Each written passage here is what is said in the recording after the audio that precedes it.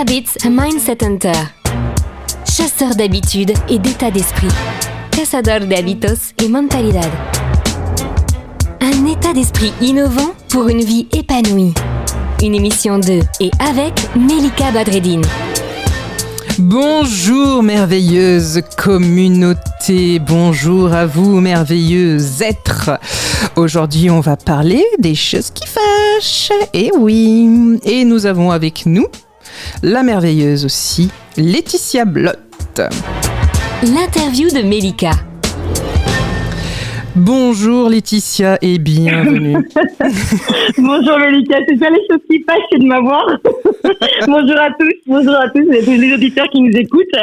Bienvenue à toi Laetitia, en quelques mots pour ceux qui n'ont pas encore la chance de savoir tout ce que tu fais et qui tu es. En quelques mots, dis-nous, qui es-tu? Alors, qui je suis une athlète de haut niveau, je crois. On peut le dire, je crois. Ouais, une athlète de haut niveau. Là, je suis passée par ces équipes de France, plus ou moins dans les sports de combat, tels que le judo, la lutte, le sambo, et aujourd'hui, je suis dans le MMA. Le MMA, ce n'est pas les assurances, mais je préfère le préciser. C'est un sport de combat qui s'appelle Mixed Martial Arts, qui regroupe tous les sports de combat en un seul combat, mais dans une cage qui est un octogone. Voilà. Dis donc, un octogone, une cage, on entend des mots comme ça qui nous plaisent. Ouais, je sais pas si ça plaît, mais... Écoute, ça plaît. Alors dis-moi Laetitia, tu me disais hier, on en parlait encore, que tu as plein de choses à faire, tu interviens auprès de la SNCF, tu donnes des cours à des femmes, tu fais plein de choses. Actuellement, quel est justement ton actu avant qu'on démarre sur ce que tu peux nous partager comme petit secret? Alors aujourd'hui, en effet, bien sûr, je travaille pour Thalys dans les trains, je suis contrôleuse, ouais. Et en même temps, je suis aussi SNCF, donc on est venu me solliciter pour justement un séminaire de femmes, qui est un séminaire sportif essentiellement de femmes, qui s'appelle Sport au féminin avec l'USCF du Comité Nord-Est, et je participe avec eux pour en gros entraîner l'équipe, parce que moi on m'a mis sur le côté CrossFit, qui est assez rigolo, mais comme on a beaucoup de prépa physique avec le MMA, en gros ça rejoint beaucoup ma préparation, et ça me permet de pousser les filles à aller plus loin que ce qu'elles ont, on va dire, en réserve, puisque la plupart, à les écouter, elles ne feraient pas les circuits, et finalement à la fin elles le font en courant avec elles, en les encourageant et en les poussant en poussant leurs limites, et elles arrivent à faire ce qu'elles n'auraient jamais imaginé faire. Donc c'est exceptionnel, et ça leur permet même dans la vie pour plus tard de dire les filles, vous êtes capables de le faire, juste aller plus loin et ne vous écoutez pas et avancez quoi. Et alors là, donc le mindset, il est en plein dedans, le dépassement de soi, moi c'est ce que j'entends aussi, et puis j'entends aussi qu'elles vont bien au-delà de ce qu'elles ont l'habitude de faire, et c'est tant mieux, puisque ici notre sujet principal, ce sont les rituels, le mindset, les habitudes, les pratiques, les rites qui peuvent accompagner notre vie de tous les jours et qui peuvent être aussi exceptionnels dans le cadre de cérémonies ou autres. Et alors là, en fait, ce que tu décris, c'est que tu les amènes à aller plus loin. Exactement, parce que en gros, si on écoute notre cerveau, c'est tellement simple. Si on se dit je vais aller courir, et si on se pose 2 minutes, forcément votre cerveau il trouvera toutes les mauvaises, plutôt toutes les, il va tout vous polluer, il va vous dire mais non mais en fait voilà, il va trouver toutes les subterfuges pour pas que vous y allez, en disant non mais si tu y vas, regarde, il y a je sais pas, il y a je sais pas quelle émission à la télé, tu vas être bien, et en fait il va donner toutes les informations pour qu'en fait il vous gâche votre première détermination, qui était d'aller courir par exemple, et c'est là où justement il faut vraiment le contrer en se disant non j'y vais, quitte à compter. Alors il y a des gens, ils comptent dans leur tête 1, 2, 3, 4, 5 où ils mettent de la musique, à chanter avec la musique pour justement éviter de s'écouter et de se poser et avoir tous les effets contre-indications à la course, alors qu'en vrai on était parti pour courir. Donc voilà, c'est ça que j'ai essayé de faire aujourd'hui, en leur disant non mais les filles, à vous écouter, vous avez mal au dos, vous avez mal à la cheville, et en fait c'est normal, votre corps va vous dire attends, t'as des petits bobos, faut pas faire. Et si tu leur dis allez, tu vas voir, tu viens avec moi, on va y aller ensemble, et on verra combien de séries tu fais. combien de le temps que tu vas faire, mais t'inquiète, on va s'adapter. Et en fait, au final, elles pensent qu'elles vont s'adapter, mais elles vont au bout des choses, donc c'est extraordinaire. Et à la fin, elles font ah bah j'y suis arrivée. Ouais, même une petite dame de 50 ans a pu faire le circuit à son rythme, mais elle l'a fait, elle était contente. Et pourtant, elle voulait pas faire le deuxième tour, mais elle l'a fait. Excellent. Donc, voilà, juste avec un peu de persuasion et à encourager et avoir aussi cet esprit d'équipe que j'essaie de donner aux filles en disant hey, on vous êtes plusieurs, hein, la victoire d'un seul, c'est la victoire de toutes. Ah, donc oui, allez-y. Bon. Ouais, c'est ça, tu vois, faut y aller. Vous êtes pas, vous êtes toutes dans le même bateau, il faut qu'on y aille, quoi. Donc allez-y. Mais c'est super. Quoi.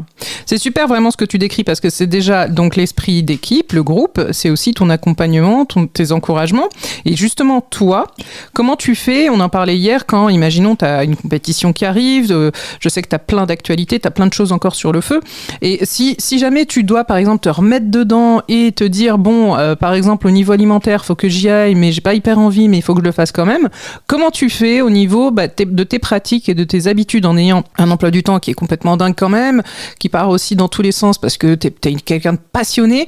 Comment fais-tu donc pour maintenir cette régularité? Alors, c'est très dur, hein. Je cache pas parce qu'en plus je travaille à 100% encore, donc on a les horaires décalés en tant que contrôleuse, donc c'est vrai que c'est pas facile.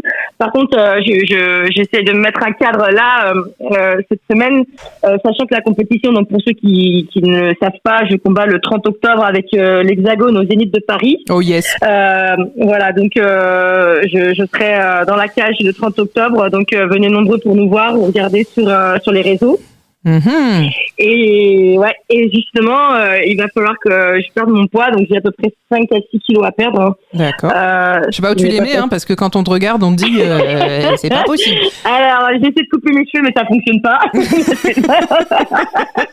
Ça fonctionne pas. Non, ça marche pas. Non, en gros, ouais, il va falloir que c'est un sacrifice. Enfin, un sacrifice. Je dirais pas un sacrifice, mais un investissement. Et je sais que ça va être dur.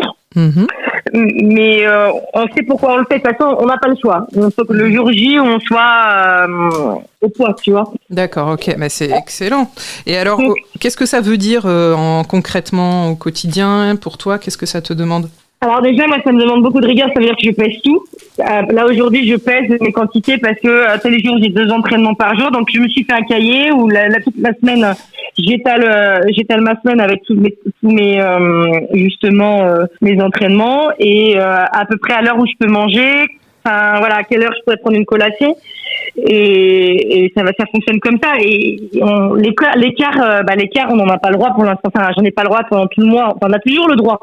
Si je le veux, mais à ce moment-là, si je le fais, c'est que je sais que il faudra pas le regretter parce que je l'ai fait, je l'assume et demain, il faudra que je refasse bouchée double. Mais le lendemain, t'as pas envie de faire bouchée double. Bah oui. Donc tu fais attention mais c'est une volonté en fait. C'est vrai que moi j'ai besoin là je me cadre avec un emploi du temps que je dresse sur un bout de feuille en fait et ça me dit bon voilà tel jour je m'entraîne 2 fois, tel jour je dois manger à telle heure, comment je m'organise, il faut que je prépare mes plats et voilà, c'est beaucoup de rigueur, beaucoup de temps millimétré pour se dire à telle heure il va falloir que je fasse une quantité de pâtes, tu vois, ou des choses, ou dans l'alimentation aussi, je fais très attention pour manger chaud, parce qu'on assimile beaucoup plus les nutriments, les aliments et les vitamines, donc il y a plein de petites choses c'est comme des astuces, ça. Je savais pas ça. Ouais, en fait, on pense toujours aux calories, mais jamais à la température des aliments, et on assimile beaucoup plus. Notre foie, on est à 37 degrés, donc la température. En fait, on assimile beaucoup mieux les choses quand on les mange chaud. Et surtout quand on les... Voilà, après, c'est pareil. Là, je suis en train de voir pour manger aussi un peu moins d'aliments. Bon, là, je dis des pâtes, mais justement, de changer un peu ma façon de faire et de manger plus des pommes de terre ou des aliments qui sont moins transformés. Donc, voilà. Je change un peu la façon de faire et je verrai si ça fonctionne ou pas à la fin du mois, mais dans l'ensemble, ça devrait aller. Super. C'est super ce que tu nous partages là. Donc, juste, est-ce qu'il y a une phrase que tu te redis quand c'est dur et vraiment t'en as marre? Parce que, bon, j'imagine que ça peut arriver quand même. Ouais, non, je vous crois que je suis invincible. Même si on m'appelle C18, hein. Mais non, c'est le style dans Dragon Ball Z, tu vois. Mais bon, non, je vous cache pas que comme tout le monde, je suis humaine et qu'il y a des moments très difficiles.